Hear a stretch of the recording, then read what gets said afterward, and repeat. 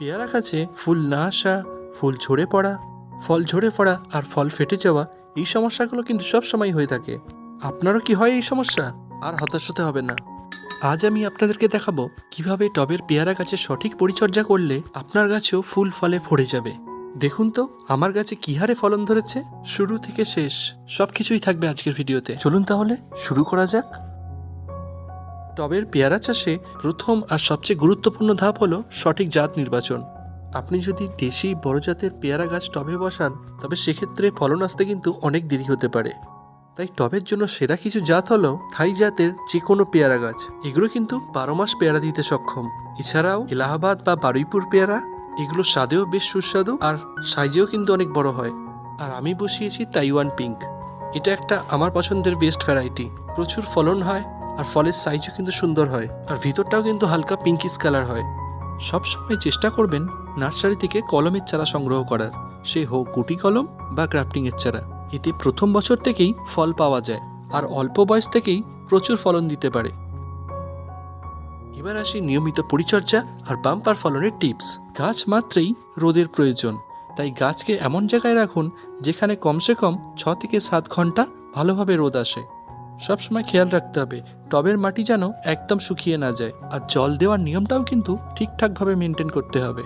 তবে অতিরিক্ত জল কিন্তু একদম দেবেন না, এতে গাছের গোড়া অকালে পচে যেতে পারে। পেয়ারা গাছের নতুন ডালে বেশি ফল আসে, তাই ফল তোলার পর গাছের ডালগুলোকে হালকা করে ছেটে দিতে পারেন। এতে কিন্তু গাছ অনেক ঝোপালো হয় আর নতুন ডগাও আসে।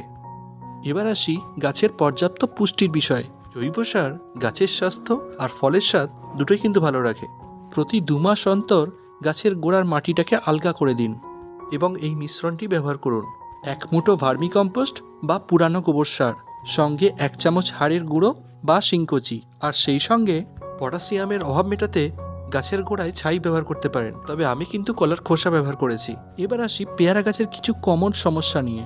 পেয়ারা গাছের সবথেকে বড় শত্রু হলো মিলিবাগ। সাদা রঙের তুলোর মতন দেখতে হয়, পাতার নিচে বা কচি ডগাতে চাপ চাপ হয়ে বসে থাকে। একে দইয়ে পোকাও বলে। এর থেকে বাঁচার জন্য আপনি ঘরোয়া পদ্ধতিতে নিম তেল স্প্রে করতে পারেন, অথবা বাজার থেকে পাওয়া জৈব কীটনাশক কাকা ব্যবহার করতে পারেন। এছাড়াও পেয়ারার পাকা ফলেতে ফলমাছির আক্রমণ কিন্তু কম হয় না, তাই ফলগুলোকে পাতলা পলিথিন বা নেট দিয়ে ঢেকে দিতে পারেন। এতে মাছি পোকা ডিম পাড়তে পারবে না, আর পেয়ারাও হবে দাগমুক্ত আর চকচকে। আমার কাছে এত টাকা নেই, তাই আমি কিন্তু কম্পোস্টারের ঠোঙাই ব্যবহার করেছি। এই ছিল পেয়ারা গাছের সম্পূর্ণ পরিচর্যা। ধৈর্য ধরুন, গাছের যত্ন নিন, দেখবেন ফলন ঠিকই পাবেন। তো এই ছিল আজকের ভিডিওটি কেমন লাগলো অবশ্যই কমেন্ট করে জানান।